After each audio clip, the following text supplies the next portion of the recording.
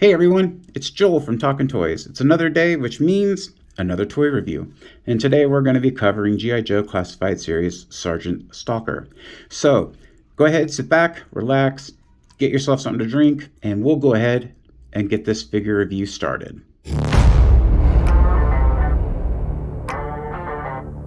Okay, so as with all figure reviews, of course the first thing we're going to do is talk about the box. So let's get a Stalker out of the way here, and let's just take a quick look at this. We've got some really great box art over here, an interesting interpretation of Stalker in general. Doesn't quite look like the figure, but it definitely looks really good as far as I'm concerned. I've always loved the artist's interpretation of the figure whenever they put these on here. Of course, we have the plastic opening and the star in the back. G.I. Joe Classified Series, Sgt Stalker and Hasbro. On this side, we have more of that artwork. Again, really nice, interesting take on it. I definitely think it was, really nicely done. So, onto the back, we have the ever-growing mural and whatever little mumbo jumbo is on the bottom. And then, of course, we have his stats. So he's number 46 in the series. On the top, we got the star for G.I. Joe. We got number 46. And on the bottom, we have more little mumbo jumbo, which nobody wants to read. So we'll go ahead and end that there. And let's go ahead and take a look at the figure overall. So the first thing we're going to do is just kind of take an outward glance of his overall design.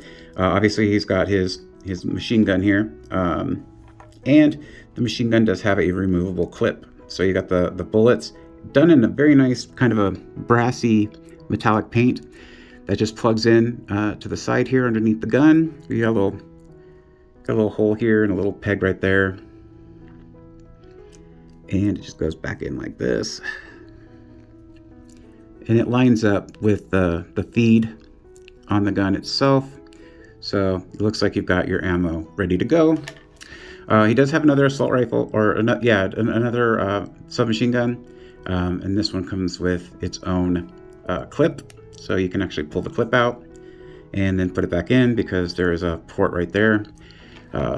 He does have a knife, and the knife does come with a nice metallic silver paint to it, and it just sits in the sheath. It's nice to see that instead of just a straight black knife.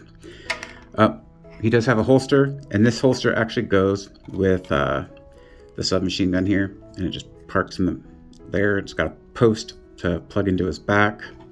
And for the clip, you could just store it here just above the gun, like so. And then of course I'll show you how it plugs into the back here in a second. We do have his 9mm. Clip doesn't come out of that, but overall very nice. And the last little accessory he comes with is right here. And that is a silencer for the handgun. And it goes like that.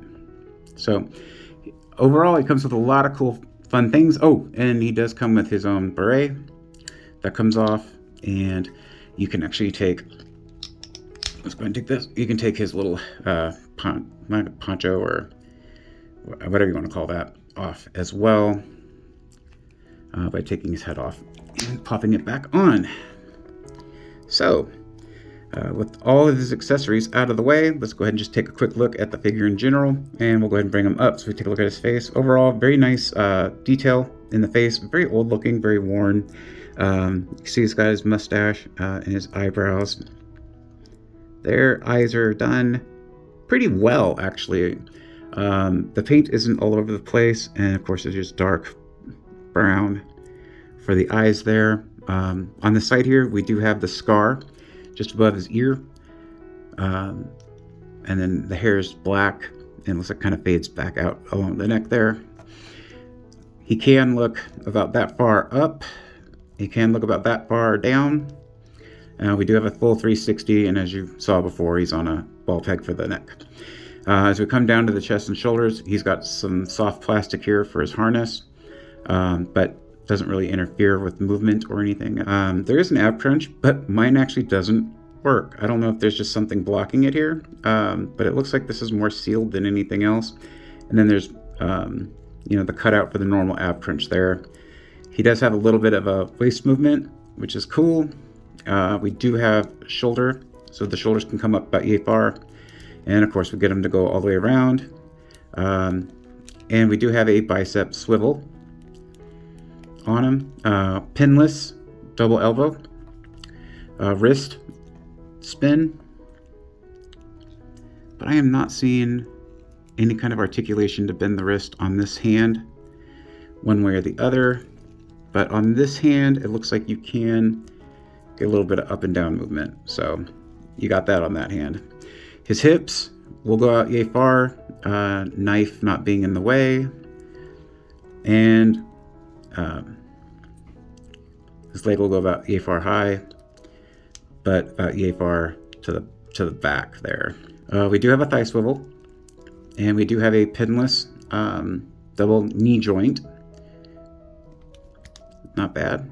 We do have a calf turn, and we do have, as you can see, an ankle tilt, and we go forward and backwards. And that kind of covers the overall articulation. Really sorry I couldn't get the chest or the ab crunch to work on that. I'll have to figure that out later. But as far as articulation goes on this figure, really nicely done. Definitely not upset with it as far as that goes. So as you see, we've got plenty of accessory storage on the figure. It doesn't really make you feel like you gotta set things aside or that it doesn't have a purpose. Of course, on the back here, we do have the little hole so you can put his assault or submachine gun in his back, which will go just like that.